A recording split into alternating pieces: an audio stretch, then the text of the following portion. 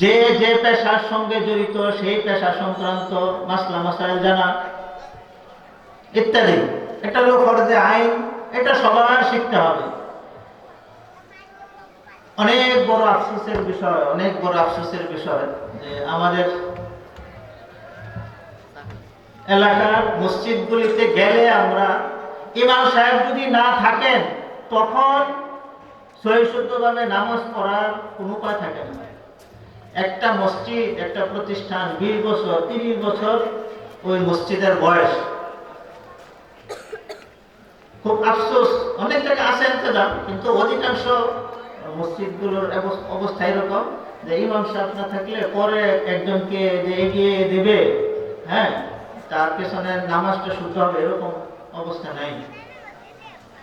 এটা আমাদের অনেক বড় একটা দুর্ভাগ্য, এবং এটা কুফল হলো আমাদের এই শিক্ষার বিভাজন। শিক্ষার বিভাজন, দিনী শিক্ষা একদিকে গেছে, বৈষয়িক শিক্ষা আরেক দিকে গেছে। এই ভাগটা কিন্তু আগে ছিল না আমাদের। ব্রিটিশ এসে আমাদের মধ্যে এই ভাগটা তৈরি করে দিয়েছে। আমাদের এই পাশে আমরা তো দক্ষিণ এশিয়া, দক্ষিণ পূর্ব এশিয়ার দেশ মালয়েশিয়া, ওইখানে জেনারেল শিক্ষিত যারা, তাদেরকেও সামনে দিয়ে ইমামতি করানো যায়। একজন জেনারেল শিক্ষিত, তাকে সামনে দিয়ে তার পেছনে নামাজ পড়া যায়, এরকম। তো এখানে এই প্রতিষ্ঠানে আলহামদুলিল্লাহ যারা প্রাতিষ্ঠানিকভাবে পড়াশোনা করে, তারা এই দ্বীনি শিক্ষার সঙ্গে সঙ্গে, অথবা আপনি বলতে পারেন জেনারেল শিক্ষার সঙ্গে সঙ্গে দ্বীনটাও শিখতে পারছেন।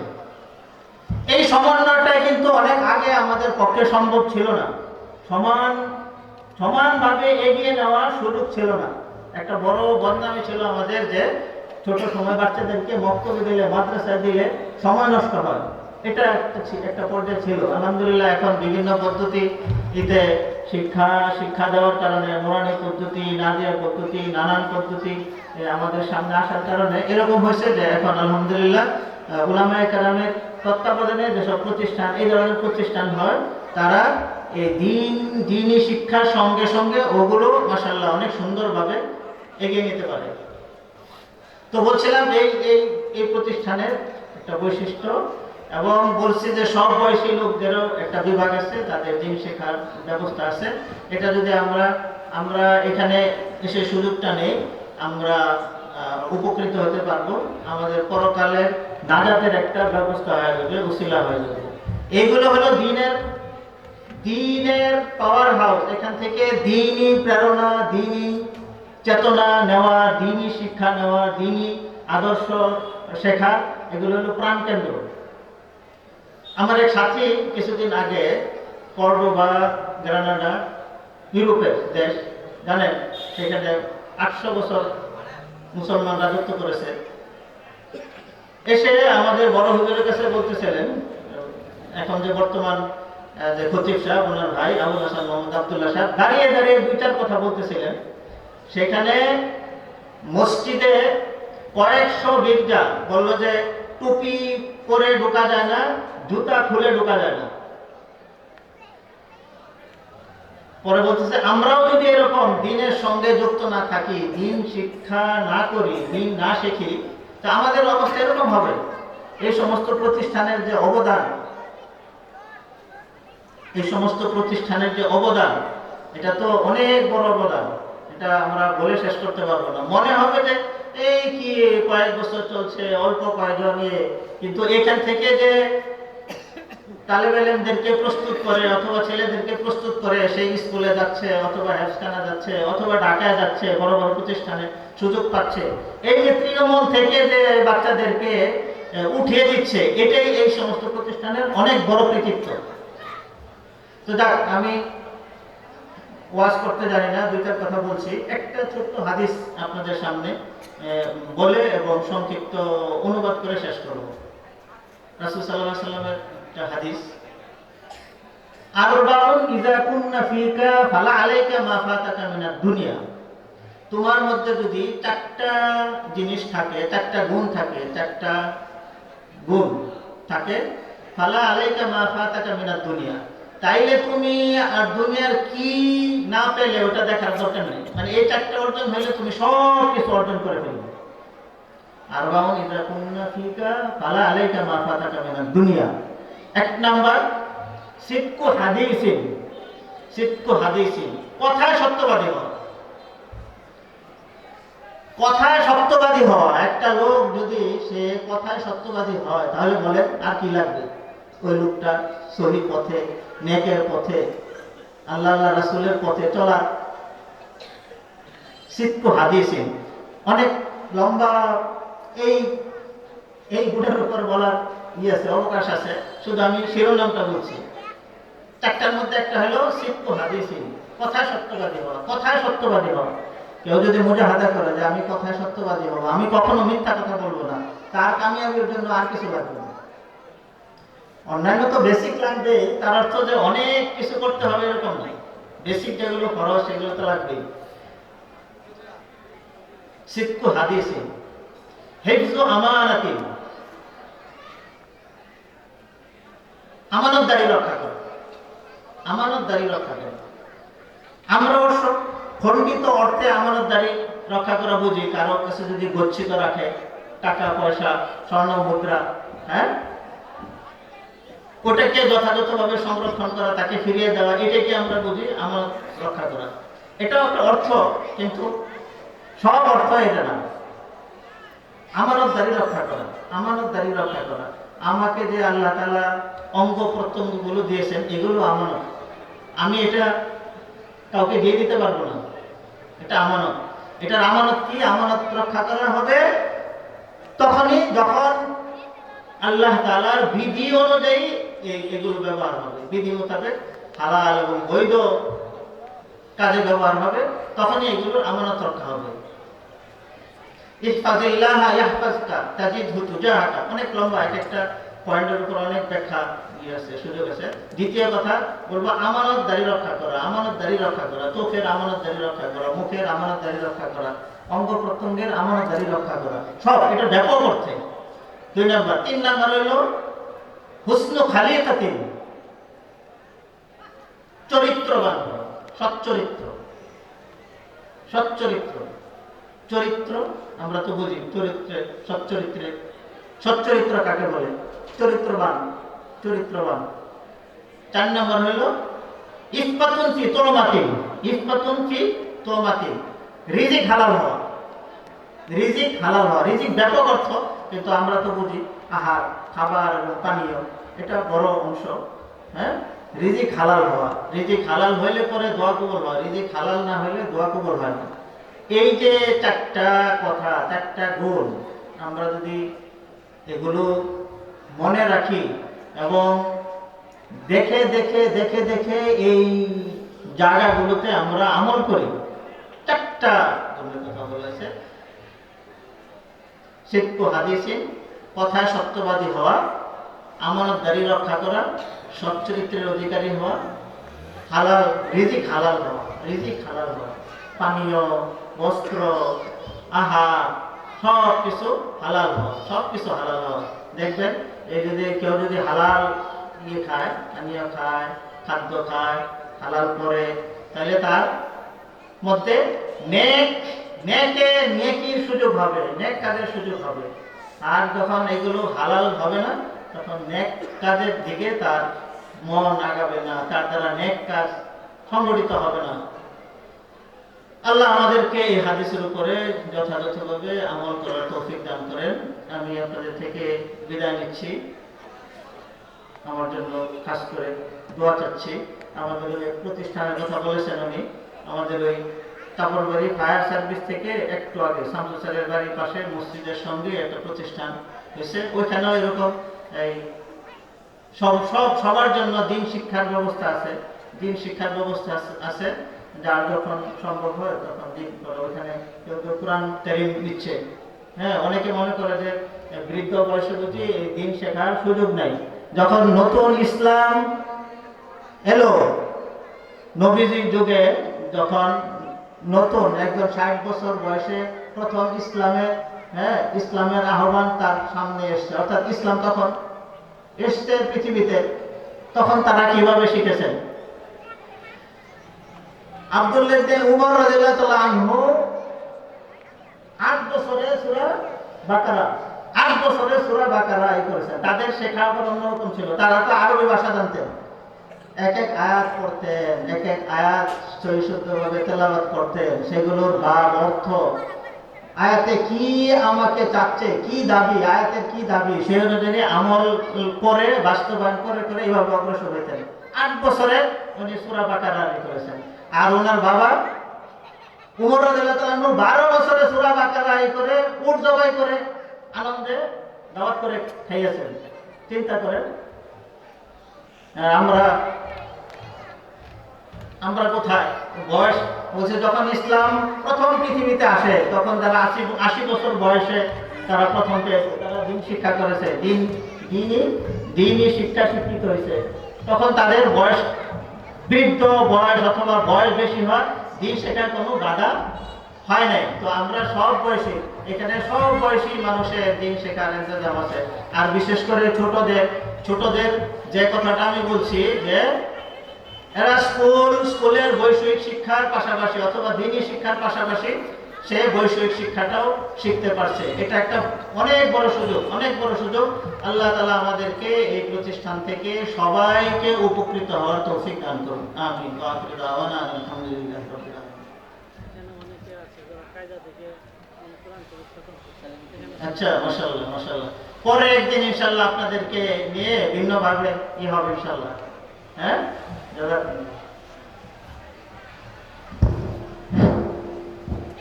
আলহামদুলিল্লাহ। আজকের মুহূর্তে জলসার সম্মানিত সভাপতি সাহেব হযরত মাওলানা মুফতি মতিউর রহমান সাহেব, ওনার কাছ থেকে আমরা অনেক গুরুত্বপূর্ণ আলোচনা শুনতেছিলাম। হুজুর অনেক ক্লান্ত, এজন্য তিনি শুধু আজকের আলোচনার মধ্যে শিরোনামগুলো আলোচনা করে চলে যাচ্ছেন।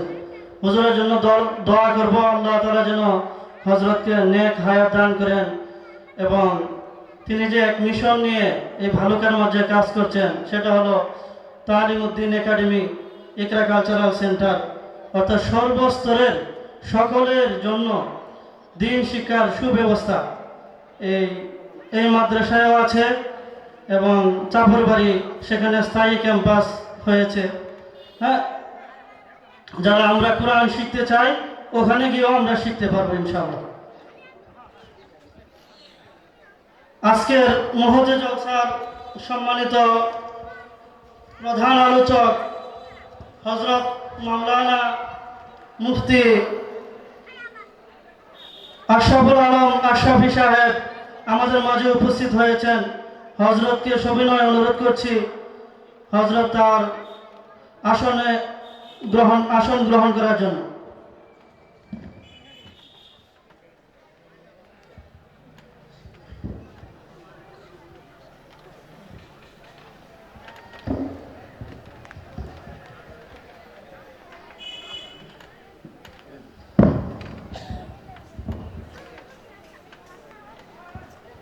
ভালুকা দারুল আরকাম মডেল মাদ্রাসার আজকের আলোচনার প্রধান আলোচক বিশিষ্ট ইসলামী চিন্তাবিদ মুফাসসিরে কুরআন হযরত মাওলানা হাফেজ আশরাফুল আলম আশরাফি সাহেব, খতিব ইব্রাহিমপুর জামে মসজিদ ঢাকা ও ধর্মীয় আলোচক বিটিভি ও আরটিভি ঢাকা।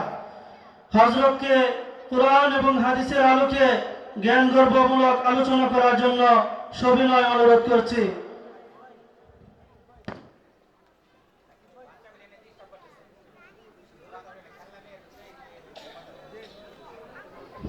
আশপাশে যে দোকানগুলো আছে আমরা এখন বন্ধ রাখি এবং আশপাশে যে দেখা যায় এলোমেলো আলোচনা হচ্ছে, আমরা এখানে যে স্টেজে আলোচনা হবে যাতে কোনো অসুবিধা না হয় সেদিকে আমরা বিশেষভাবে সুনজর রাখবো এবং ভলান্টিয়ার যারা দায়িত্ব পালন করতেছেন তারা তাদেরকে সম্মানের সাথে প্যান্ডেলের ভিতরে বসায় দেওয়ার ইন্তজাম করার জন্য অনুরোধ করছি।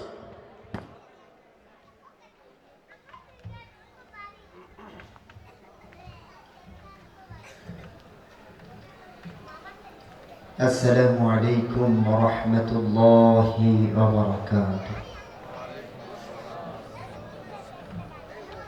বেসমেন্টটা একটু বাড়িয়ে দিন। আমার সালাম শুনেছেন আপনারা? ঠান্ডায় কি জমে গেছেন নাকি? সালামের জবাব দিতেও কি মানুষ কৃপণতা করে?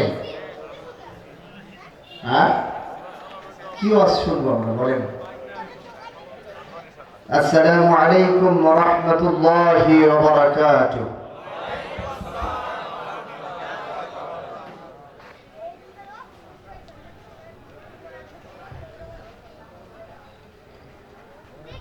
ইন্নাল হামদালিল্লাহ ইন্নাল হামদালিল্লাহি নাহমাদুহু ونستعينه ونستغفره ونؤمن به ونتوكل عليه ونعوذ بالله من شرور أنفسنا ومن سيئات أعمالنا من يهده الله فلا مضل له أفلن تجد له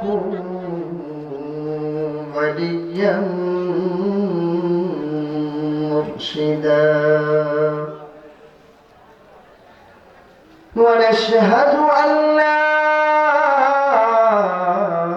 إله إلا الله وحده لا شريك له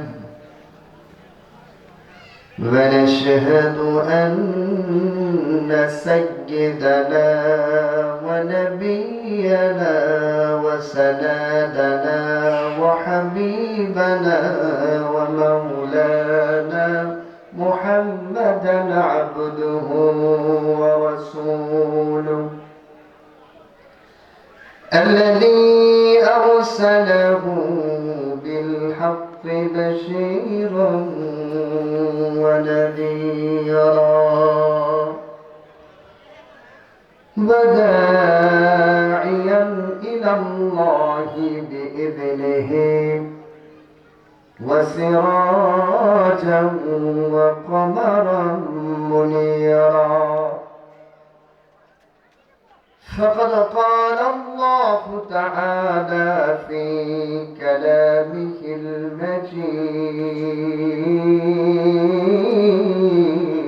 المجيد وفرقانه الحميد أعوذ بالله من الشيطان الرجيم بسم الله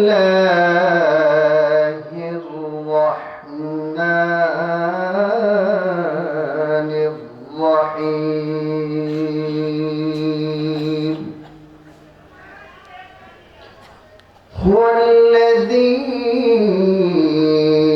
أرسل رسوله بالهدى ودين الحق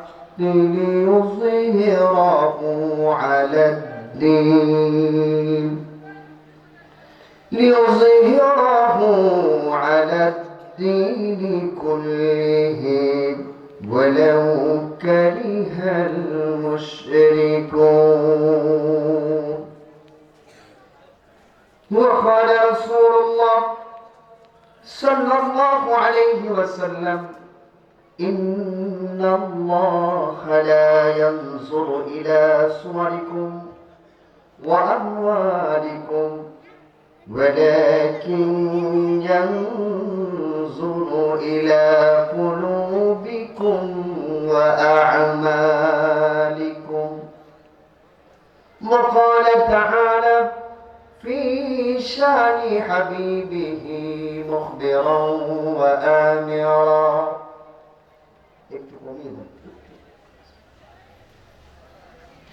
إن الله وملائكته يصلون على النبي يا أيها الذين آمنوا صلوا عليه وسلموا تسليما اللهم صل على محمد